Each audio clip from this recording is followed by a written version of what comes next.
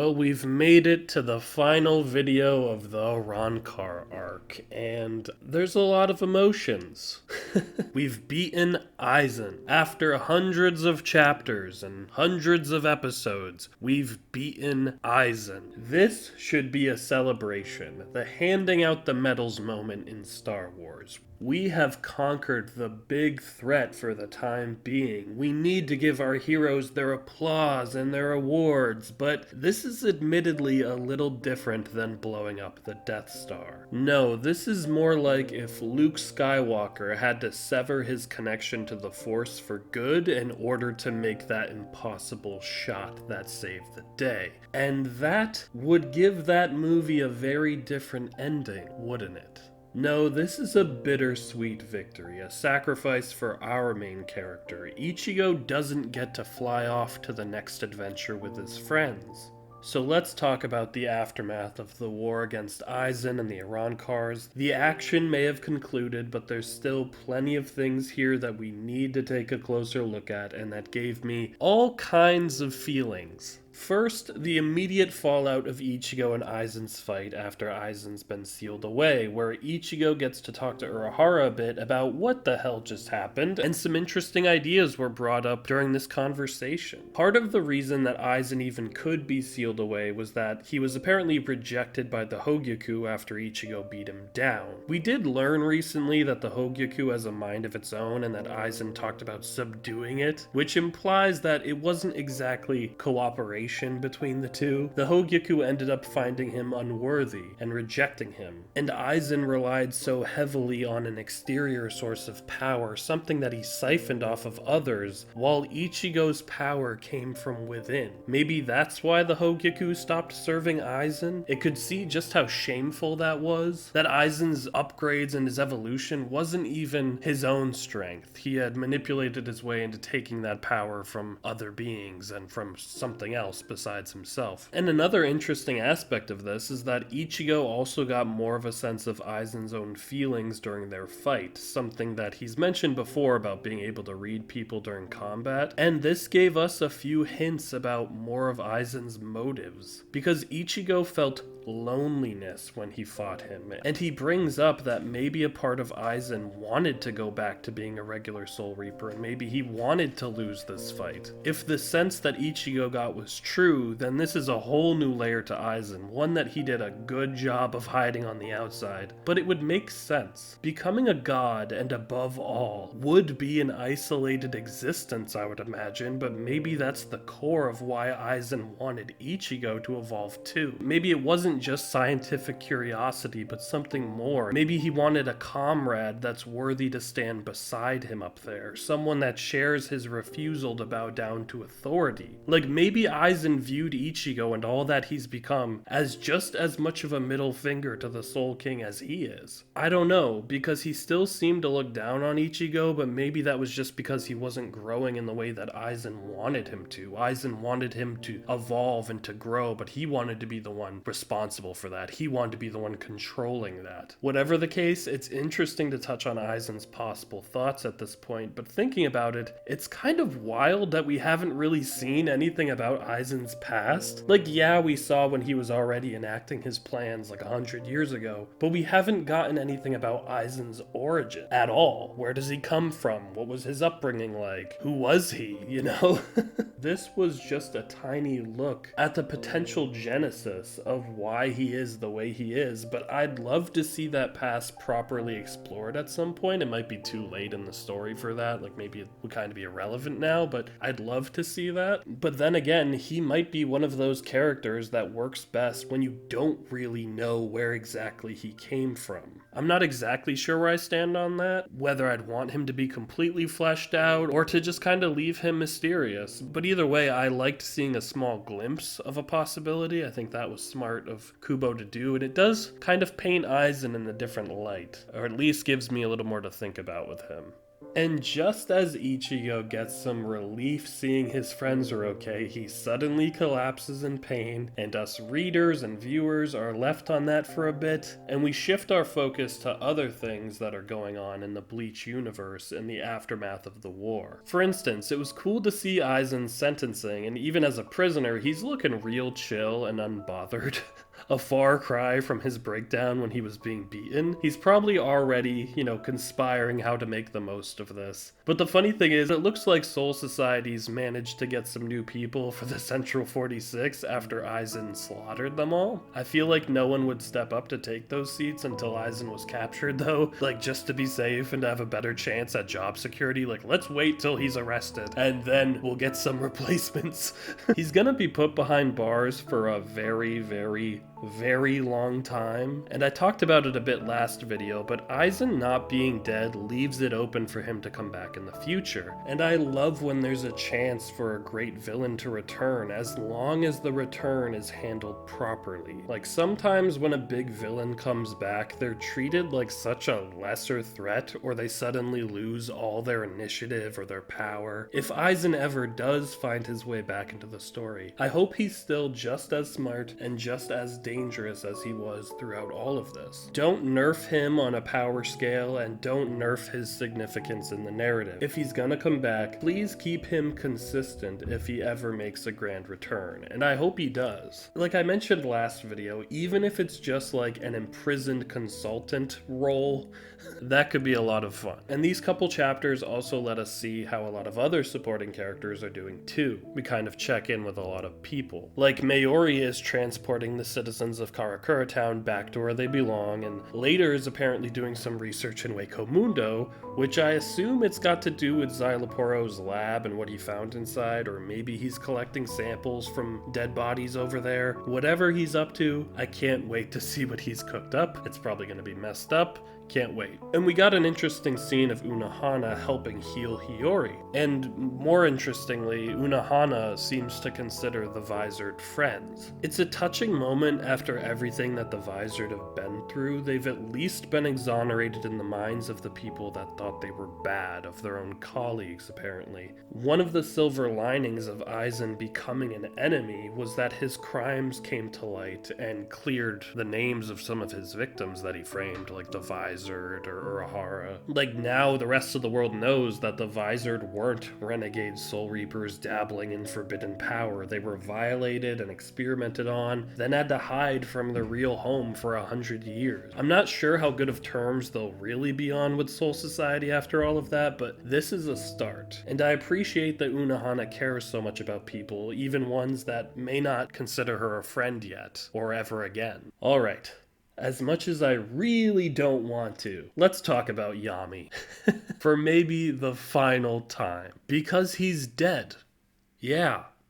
How? Well, I don't know. Byakuya and Kenny come out of Wako Mundo and they're like, yeah, we won. We beat Yammy. It was a boring fight. And I'm like, alright. It was an unsurprisingly anticlimactic end for something that already felt like it should have been resolved anyway. Yammy is defeated off panel and off screen after all of that fuss and all of his hanging around long after he should have been dealt with. The big revelation that he was secretly the number 0 really amounted to nothing except keeping Kenpachi and Byakuya out of the story. That was it. At least his dog was sad for him, I guess, because I'm not.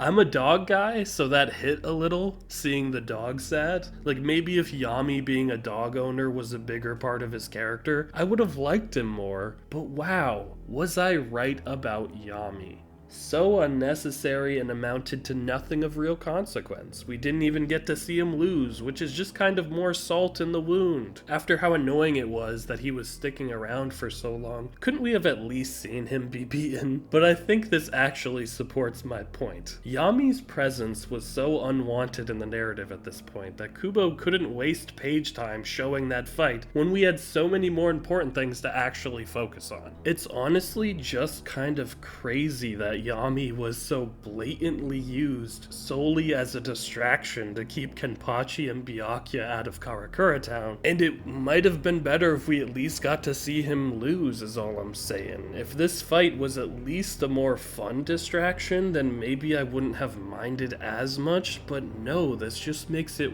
worse. It was a whole lot of nothing. Keeping them occupied to begin with just felt unnecessary. Just let Byakuya and Kenny go to the battle with Ichigo. I don't think they would have been enough to beat Aizen or anything, so why not? Let's see what they would have done, how they might have contributed or altered some of the fight, anything. Instead, the two of them spend the whole battle fighting Yammy in another dimension, and we don't even see it, you know? So I'm just gonna ask you guys, if the two of them had come to Karakura Town, what would you have liked to see them do? And how do you think things would have been different with them in the mix? I'm gonna try to imagine it just to feel a little better. I would have loved a moment of Kenpachi maybe making Aizen slightly nervous for just a second. A quick scare of some kind before being beaten with everyone else. Hell, Aizen beating those two would have just contributed to establishing his threat, and we would have avoided all of the unnecessary Yammy stuff entirely. It is what it is. And everything around Yammy turned out to be just as uneventful as I was scared that it would be.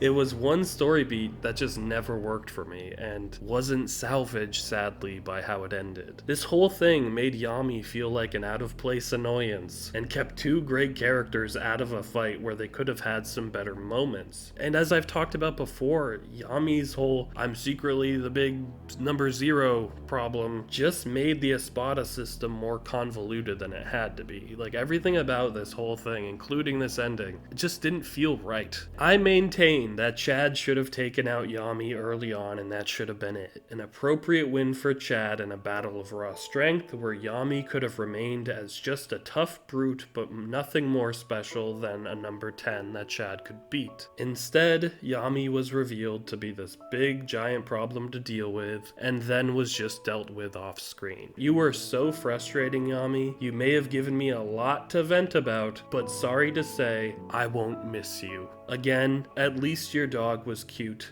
I wish nothing but the best for him. So yeah, Byakuya and Kenpachi come back to Soul Society after spending the whole battle overcoming what turned out to be really just a large inconvenience. I did really like the funny little scene of Yamamoto scolding some of the captains for losing their robes, just for the little character beats, while Yamamoto is okay, but now missing his arm. But what was really intriguing was that it brought up that it's a good thing Yamamoto survived, because there's no one that could properly replace him yet.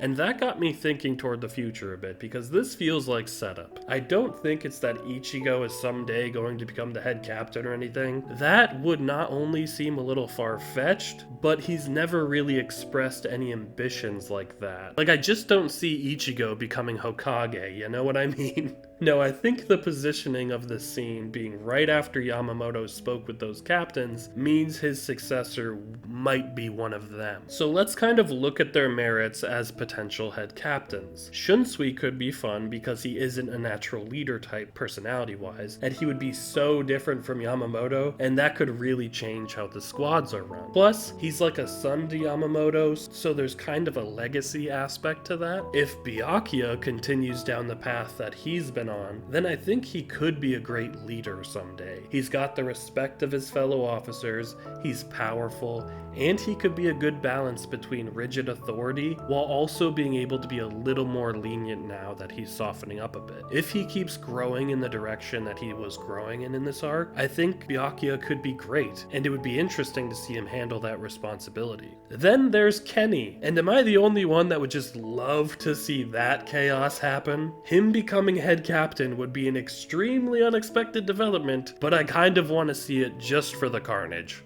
That's all. Kenpachi for head captain. The campaign starts now. A lot of the other Soul Reapers are also trying to get stronger, which I'm hoping is foreshadowing some status quo changes, like finally filling the vacant captain seats, perhaps? I'd personally love to see Renji, Hisagi, and Rangiku become captains. As much as I love Ikaku, I do not want to separate him from Kenpachi, and I know he doesn't want that either. There's also the matter of the Visored too that I think needs to be considered. Some of them were captains before, so they're also qualified, but maybe they won't want it. Maybe they'll just stick around on Earth instead of going home. It's hard to say, but I definitely think it's time to give some people some promotions. Hell, maybe even Ishin can get a captain seat and then tell me why he left to begin with. I really don't think Urahara would go back to his old position though. I think he's fine running his shop and being his own little separate entity down there. But I'm hoping there's some shifting that goes on with the Soul Reapers. But the way things are turning out, maybe we won't even see Soul Society in the near future. So there were other things that I would have loved to see wrapped up or at least touched on that hopefully we'll get answers to soon. As great as it was to catch up with the Soul Reapers, I wanted to see the remnants of whatever was left on the other side of the coin in Hueco Mundo. Because you guys know me, I love Hollows and I loved the Espada and Arrancars, but the only one that got attention here was Yammy in his final moments, because of course Yammy is taking time away from better things. Of course. I was hoping we'd get a bit of a wrap up on Grimmjow and Nell in particular. Like, since the rightful King Barragan, R.I.P., is dead, and the colonizing usurper Aizen is gone, maybe Grimmjow can finally be the king that he wanted to be. Hell, I'd love if Grimmjow is king, and Las Noches is now just him, Nell, Pesce, and Donda Chaka running around with Yami's puppy. That sounds amazing. Nell can be like the King's Guard, like her group, the Great Desert Bros, can be the King's Guard. And if we really want to get crazy, maybe Stark survived, and he gets to just not be alone and be happy and sleep finally, but we get none of it. Nothing at all. We don't see any of them or what happened to them. Hopefully someday we'll check back in on the status of Hueco Mundo. I really need that closure personally, at least, just for my own personal contentment. How are my hollow babies doing? You know what I mean? Ichigo wakes up after apparently being asleep for a month. Yes, a month. And gets confirmation that his abilities are gonna be gone for good. Ichigo seems to be at peace with it on the outside, but I just know deep down this has really gotta hurt. I did wonder when seeing Orihime in these scenes, would it be possible for her to use her powers to reverse this? She can reject phenomena, right? Like, we've seen her make it so physical damage done to people never happened at all. Hypothetically, could she reverse what Ichigo's body or his soul has gone through to make it so he never underwent the training and the experiences that he had that gave up this power? Like, make it so as far as his soul knows, it never performed the final Getsuga Tensho. I don't know if that would work, but it feels like maybe it could. Maybe that's how he'll hopefully get his power back soon, or I think we should at least see Orihime try to do that. But as much as I think that would have helped with my gripe that Orihime hasn't turned out to be important at the end of this arc, I'm glad that she doesn't reverse it yet because of the drama and the feelings that Ichigo's loss brings to the story. And the ending of this arc is extremely bittersweet. Yes, we beat Aizen, but Ichigo had to sacrifice everything he's attained to do it. His spiritual powers are going to be gone completely. It's more than just losing his Soul Reaper abilities. He can't even see ghosts anymore, which must feel like he's living in a whole new world, considering he could even see ghosts when he was a kid. There's a thing I love in Jason Aaron's run on Doctor Strange, which, if you didn't notice from my username, I'm a massive Doctor Strange fan, just FYI. There's a part in that run where they visually show how Strange sees the world, and sees all of the unseen horrors and the weirdness, and sometimes the beauty beyond the veil that others can't see. And that is how I imagine Ichigo's life has sort of been. He's seen these paranormal parts of the world on his day to day, connected with spirits like neighbors or sometimes annoyances where they'd come to him where he didn't even want them to be there. He's lived this way for so long, and now it's all going to change. He's losing a whole aspect of his vision of how he experiences the world around him. This whole supernatural world he's been aware of is fading from view. No ghosts, no soul reapers. He will be the most normal that he's ever been.